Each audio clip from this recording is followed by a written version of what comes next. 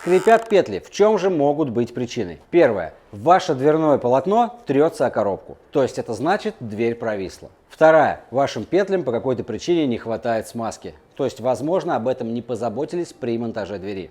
Третье. В ваши петли, то есть сам подшипник, либо если они осевые, попала пыль. В нашем случае, например, петли закрытого типа с подшипником, с пыльником. То есть сам подшипник закрыт корпусом петли. Пыль сюда попасть не может. Если у вас что-то случилось с декоративной отделкой, то есть, например, она где-то разбухла от влаги, либо еще чего-то, и может касаться петли. В момент открывания двери петля будет тереться о него и издавать скрип. Неочевидный фактор, но тем не менее он бывает.